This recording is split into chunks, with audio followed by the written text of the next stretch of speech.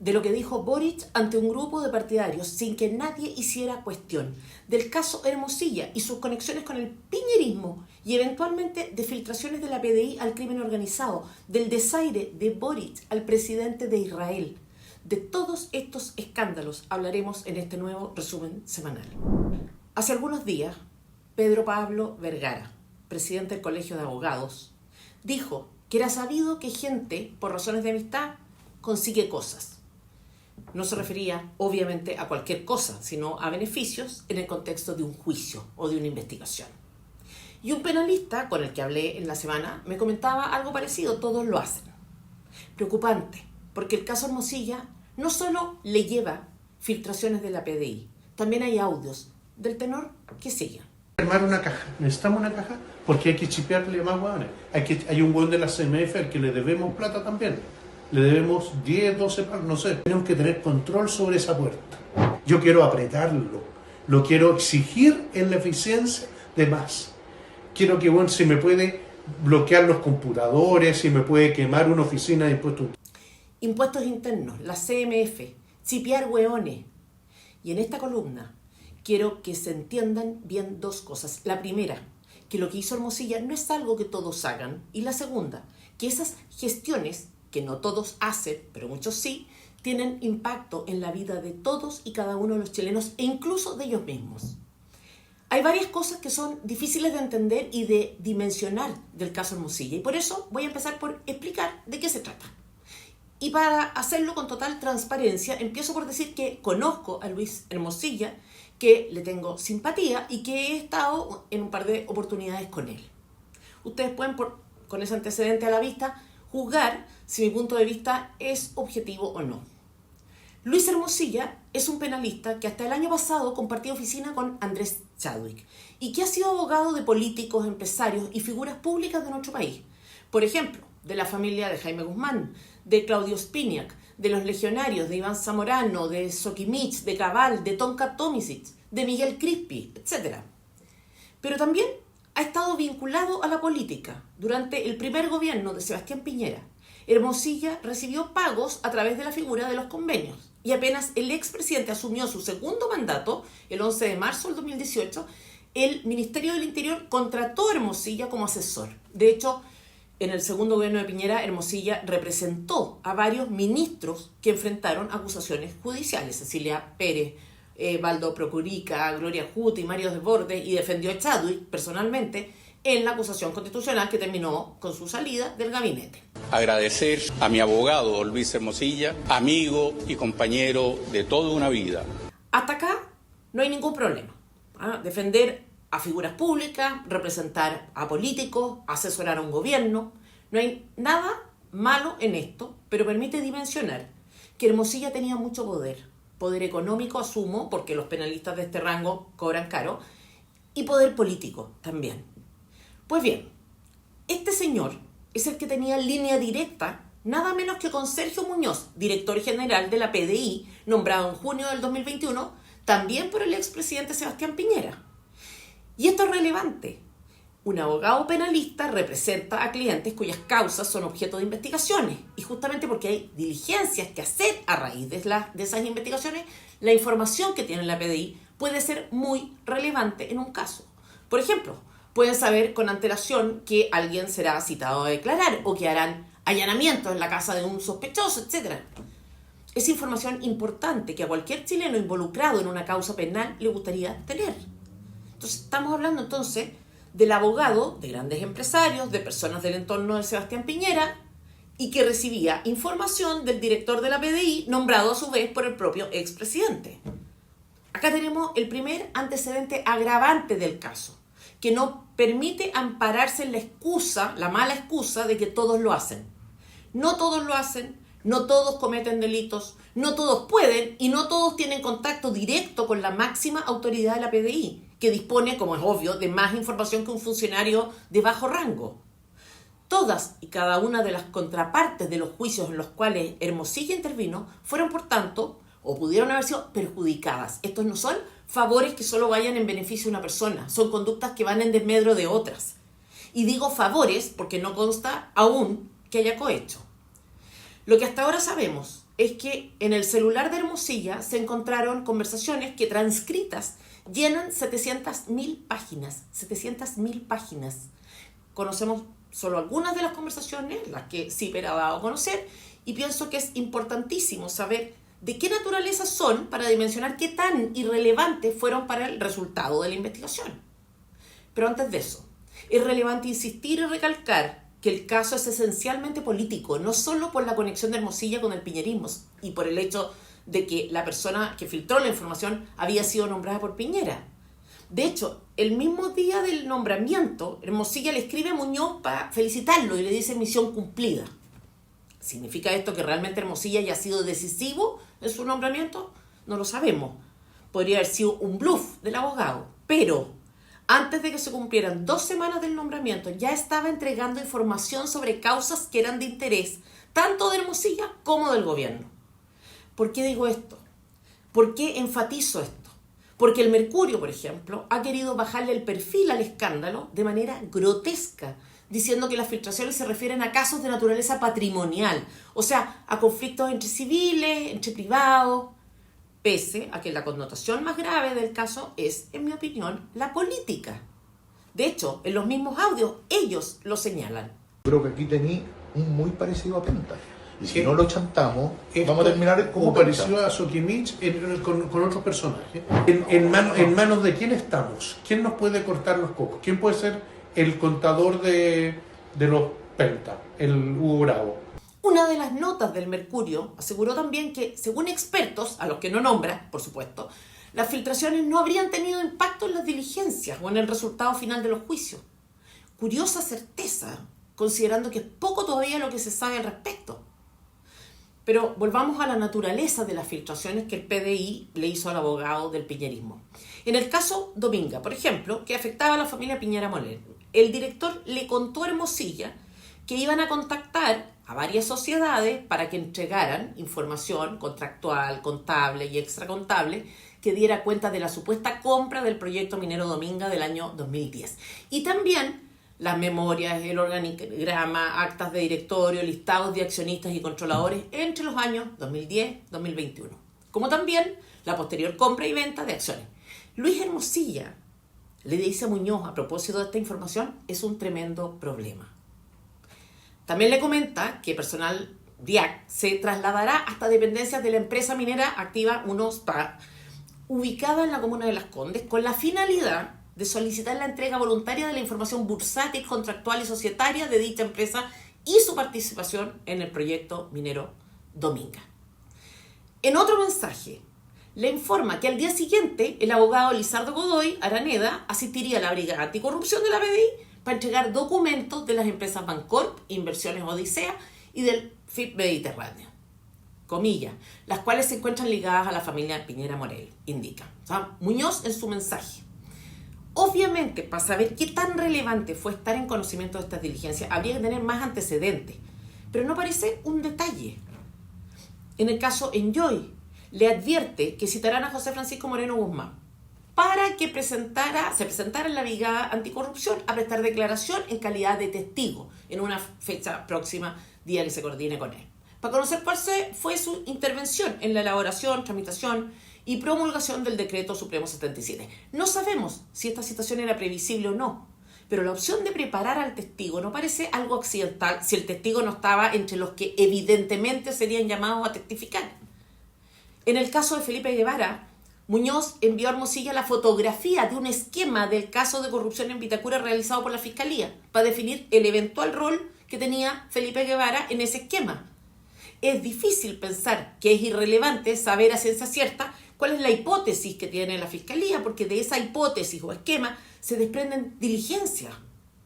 En la causa por corrupción en el municipio de Vitacura, el testigo clave, Domingo Prieto, declaró que Guevara fue el ideólogo del mecanismo para desviar recursos municipales a las cuentas de Torrealba y que el exalcalde Guevara también se quedó con fondos municipales. 5 días después, el 17 de noviembre, Muñoz le hizo llegar a Hermosilla antecedentes de una investigación que afectaba directamente a Guevara. Sergio Muñoz dice en uno de sus mensajes, comillas, solo para conocimiento, ya hablé con el subsecretario. En el caso denominado exintendente Felipe Guevara, que lleva el fiscal Jaime Retamale Herrera por el delito de negociación incompatible. A través de la Brigada La Moneda se gestionará una reunión con el subsecretario del Interior Gali para solicitar, por instrucción del fiscal, la entrega voluntaria de todos los correos electrónicos del exintendente, ya que el delegado presidencial declinó hacerlo e indicó que debía tomarse contacto con el aludido subsecretario porque él trataría el tema. La investigación tiene como imputado al exintendente Luis Felipe Guevara por la adjudicación de un proyecto deportivo en la comuna de La Granja a una UTP encabezada por su hermano, Matías Guevara, que se financió con fondos IND, FNDR y municipales. Y a propósito de todos lo hacen, quiero invitar a todas las personas que oyen esto a pensar, y a pensar desde el punto de vista pragmático, no moral. Un país donde las cosas se consiguen a cambio de coimas es en primer lugar un país inseguro. Al comienzo, los beneficiados son los que pueden pagarla y perjudicados los que no, y depende básicamente de la billetera. Pero una vez que un funcionario público está disponible al mejor postor, lo que ocurre es que el comprador puede ser, por ejemplo, el crimen organizado, el narco. ¿Entendemos que esto es grave? Comprendemos que la compra de favores políticos puede ser un día información en relación a una causa determinada y otro información sobre el adversario político. Quiero insistir, acá hay algo muy injusto que acaba con la igualdad ante la ley y que deja el destino de las personas no en manos de la justicia, sino dependiente de sus recursos económicos. Pero más grave que eso, que ya es gravísimo, es el germen cancerígeno que estas prácticas le inyectan al sistema. El todos lo hacen es un buen argumento, pero para empezar a considerar fórmulas para que el costo de hacer esto sea suficientemente alto para evitarlo. Y a propósito del Colegio de Abogados, uno esperaría que tomara cartas en el asunto para proponer fórmulas, sanciones, mecanismos de solución. Porque si hay algo que es claro, es que Hermosilla no es solo Hermosilla. Hay otras razones también pragmáticas para no tolerar este tipo de conductas más allá, como decía, la justicia. ¿Ustedes han considerado acaso los efectos de la rabia acumulada de todos los que no pueden pagar o no tienen suficiente poder para tener este tipo de ventaja? ¿Se imaginan cómo se siente un chileno víctima de un delito que nadie tuvo interés siquiera en investigar y que se entera ahora de que hay acá una justicia paralela que corre en realidad por cauces distintos a los de la justicia? El 2019, miles de delincuentes salieron a la calle a destruir, quemar y saquear. Pero, ¿saben ustedes cuál fue el gran problema de esos meses? Que algunas personas comunes y corrientes, trabajadoras, hasta cierto punto, validaron formas violentas de manifestarse. Porque entendieron que esa rabia representaba hasta, en cierta medida, la rabia que ellos sentían. Casos como los de Hermosilla van y vienen, adquieren preponderancia o la pierden, todo depende de la próxima noticia y de la manipulación mediática que hagan los medios tradicionales. Pero hay algo que no se olvida, que no pasa, es la sensación de injusticia. Hermosilla no es Hermosilla, es tener a una policía cooptada por el poder económico, político y por narcos. De eso estamos hablando y de eso es lo que debemos preocuparnos, porque cuando la filtración no viene de un funcionario cualquiera, sino del director, hay espacio para suponer que el problema es estructural. El octubrismo, el fantasma con que la clase política intentó amedrentar para que se votara a favor del último texto constitucional, hunde sus raíces en casos como estos. Los chilenos pueden tolerar que haya ricos, personas más afortunadas que otras. Lo que no es tolerable es la desigualdad de trato. Eso no lo van a tolerar. No tienen por qué hacerlo. Somos una república democrática, no una narcodictadura ni una plutocracia. De esos riesgos hablamos cuando hablamos de Hermosilla y cuando normalizamos la corrupción bajo el argumento de que todos lo hacen. Y escandaliza que no haya un solo candidato presidencial refiriéndose al asunto. Yo pensé cuando vi esta declaración de Boric que se trataba de un video antiguo. Continuar con la defensa y combatir la crisis climática, que logre la igualdad total para las mujeres de nuestra patria y el respeto absoluto a todas las diversidades. El reconocimiento y el respeto a nuestros pueblos originarios. Pero no, es un extracto de lo que dijo en la ya tradicional manifestación que se hace a su favor, cuando se cumple el aniversario de su elección. Ahí están claras las prioridades suyas y de sus partidarios. Combatir la crisis climática. Gabriel, versión Capitán Planeta.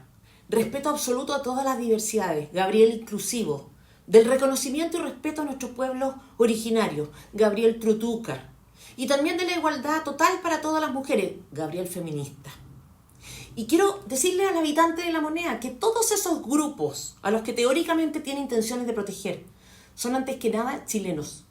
Chilenos cuyos principales problemas tienen que ver con la economía, con la falta de oportunidades laborales, con la inseguridad, con la imposibilidad de comprar una casa propia. El problema es que enfrentamos a un gobierno y a una izquierda radical que electoralmente es exitosa. De hecho, esta semana entrevisté a FNM en FNM a Alberto Mayol en su calidad de analista y le pregunté cómo se explicaba él el contraste entre el éxito del Frente Amplio, su carrera ascendente al poder, y su fracaso estrepitoso como gobierno. Porque no podemos ser ciegos. El Frente Amplio demostró una habilidad extraordinaria para llegar al poder. Fueron parlamentarios, todos, sin excepción, cuando solo tenían 26 o 27 años. Y llegaron nada menos que al gobierno a la tierna edad de los 35. Es impresionante. ¿Y cómo lo hicieron? Esta fue la respuesta de Mayol. La fuerza que lo hace crecer a esta generación, está basada en un movimiento, que es el movimiento estudiantil del 2011, y ese movimiento estudiantil planteó un tema relacionado con el tema de educación, y la educación le parece muy importante y clave al 95% de la población. Estoy hablando de mediciones reales, ¿no? No es metafórico. Es evidente, para llegar al poder, lo que hizo esta generación fue anclarse en temas de interés público, en cuestiones que a la mayoría de los chilenos les importaban. Y la pregunta es si en las próximas elecciones harán o no lo mismo que hicieron en el pasado para lograr su objetivo. Y en este sentido, el triunfalismo de la derecha a mí al menos me preocupa. En la misma entrevista, Mayol decía que en sus encuestas que la situación actual de la derecha era favorable. En este momento la derecha está marcando en las encuestas que yo hago más de 60 puntos. Pero, ¿Cómo? Sí, pues entre Kast y Matei marcan más de 60 puntos. Más de 60 puntos, ya. Es verdad, pero esta izquierda sabe cuándo apuntar al nicho y cuándo salir de la trinchera. El nicho les asegura un piso y el compromiso de un ejército de activistas. Y el discurso ciudadano, la posibilidad de ganar.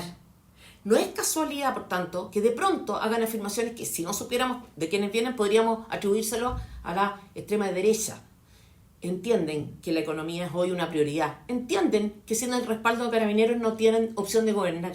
Y lo entienden porque les conviene. Y la derecha no va a ganar si no aprende las lecciones del pasado, como decíamos la semana anterior.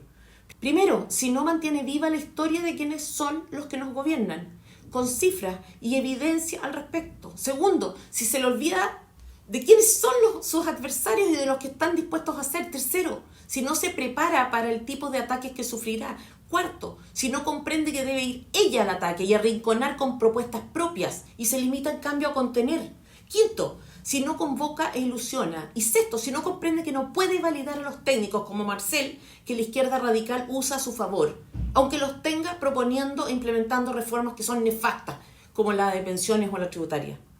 Si se deja engañar por la simpatía y el desparpajo de la ministra Jara, que al final del día es militante comunista desde los 15 años. Y a propósito del doble estándar, del criterio con que la extrema izquierda opera, es fundamental no perder de vista la cuestión de los derechos humanos, porque por más grotesco que sea el uso que hacen de ellos, habitualmente los utilizan y exitosamente como instrumento de destrucción del adversario. El objetivo lo tienen puesto hoy, por ejemplo, en el general Yáñez, y la derecha ha hecho una defensa debilísima de la institución en este sentido. Es conveniente, porque su caso, metido en el mismo saco del exdirector de la PDI y Hermosilla, contribuye a evitar la cuestión de fondo que involucra al piñerismo. Debilita la connotación política del caso. De hecho, en el audio que oíamos recién se hace referencia a este aspecto. Pero también, y más allá de un mínimo sentido de justicia, es decir, solo por consideraciones pragmáticas, no sé si esa derecha dimensiona que cualquier concesión en este sentido es un reconocimiento tácito de responsabilidad de violaciones a los derechos humanos en un gobierno de derecha. Violaciones a los derechos humanos que no ocurrieron. ¿Lo han pensado? Uno esperaría una defensa cerrada de Carabineros a ultranza, motivada esencialmente por cuestiones de justicia, por apego a la verdad. Pero si esa razón no basta, ¿entienden que esto debilita a la derecha? No hubo violaciones a los derechos humanos en 2019, salvo de parte de la izquierda radical. Punto. Lo que digan o dejen de decir organizaciones internacionales no puede estar por encima de la evidencia y de lo que todo Chile, desde el sentido común, vio. Y este gobierno no tiene autoridad moral en esta materia. Y hay que recordárselo permanentemente. Podemos hacerlo con imágenes de archivo. Si no tengo todos los elementos para poder dar una discusión como esa. Para no decir que Chile es una dictadura. Que no. Y valoramos mucho lo que ha sido Cuba y lo que ha encabezado este proceso revolucionario. También podemos enrostrarle que desde que llegaron al poder no han hecho una sola declaración en relación a Cuba y al gobierno que tiene a ese país sumido en la miseria. De hecho, esta semana circularon toda clase de videos en relación a la isla, de fuerzas militares secuestrando personas para intimidar a los ciudadanos. Mira, Pablo, está en tu casa, mira.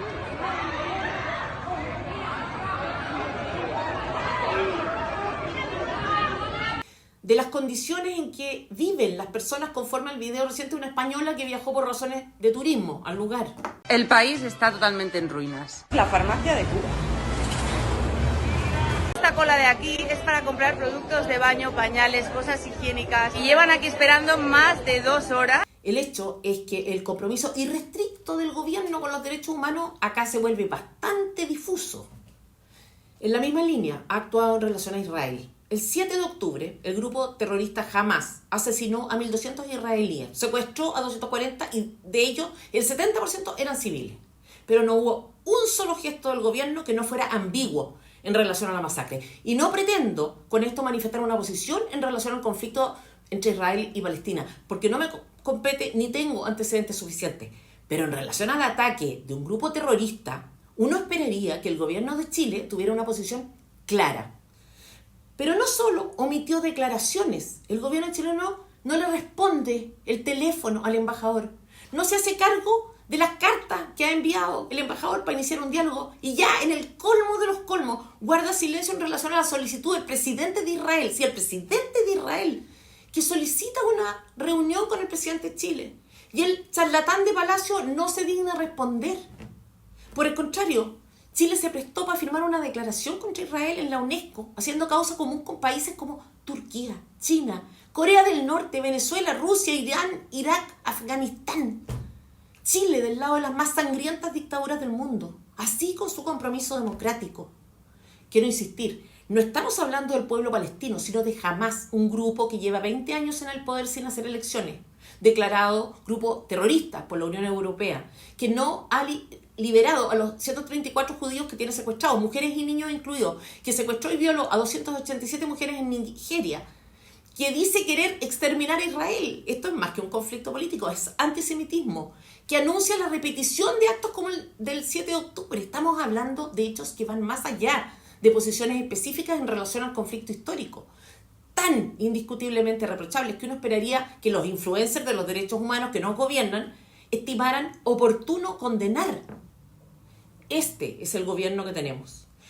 Este es el gobierno que pide se apruebe su reforma de pensiones y con el que la derecha negocia, como si alguna de sus ideas de cómo deben resolverse el problema fuera razonable. Esta es la izquierda que avanza mientras nos gobierna.